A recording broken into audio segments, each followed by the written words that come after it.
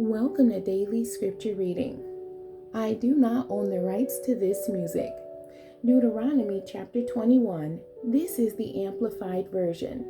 Expiation of a crime. If someone is found slain, lying in the field, in the land which the Lord your God gives you to possess, and it is not known who has killed him, then your elders and judges shall go out and measure the distance to the cities which are around the dead person. It shall be that the elders of the city which is nearest to the dead man shall take a heifer of the herd, one which has not been worked and which has not pulled in a yoke. And the elders of that city shall bring the heifer down to a river valley with running water, which has not been plowed or planted, and shall break the heifer's neck there in the valley. Then the priests, the sons of Levi, shall approach, for the Lord your God has chosen them to serve him, and to bless in the presence of the Lord. And every dispute and every assault, violent crime, shall be settled by them. All the elders of that city, nearest to the dead man, shall wash their hands over the heifer, whose neck was broken in the valley. And they shall respond and say, Our hands did not shed this blood, nor did our eyes see it. Forgive your people Israel, whom you have redeemed, O Lord, and do not put the guilt of innocent blood among your people Israel. And the guilt of blood shall be forgiven them. So shall you remove the guilt of innocent blood from among you, when you do what is right in the sight of the Lord. Domestic relations.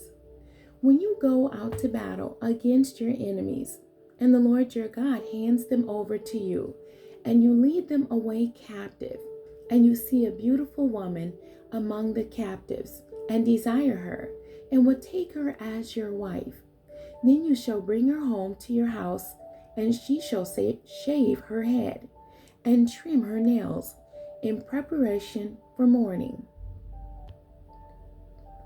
She shall take off the clothes of her captivity, and remain in your house, and weep, mourn for her father and her mother a full month. After that, you may go into her and be her husband, and she shall be your wife.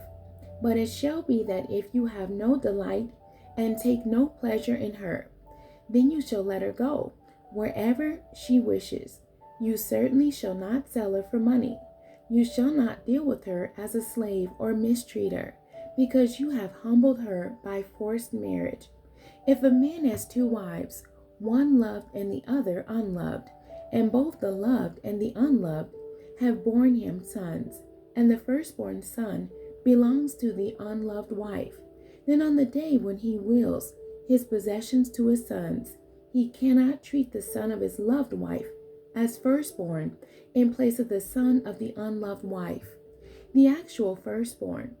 Instead, he shall acknowledge the son of the unloved as the firstborn by giving him a double portion of all that he has, for he was the beginning of his strength, generative power.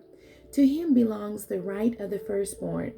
If any man has a stubborn and rebellious son, who will not obey the voice of his father or of his mother, and when they reprimand and discipline him, he will not listen to them, then his father and mother shall take hold of him and bring him out to the elders of his city at the gateway of his hometown.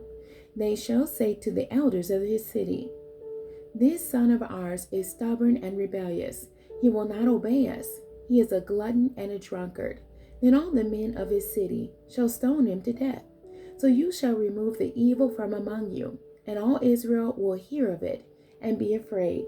And if a man has committed a sin worthy of death, and he is put to death, and afterward you hang him on a tree as a public example, his body shall not hang all night on the tree, but you shall most certainly bury him on the same day.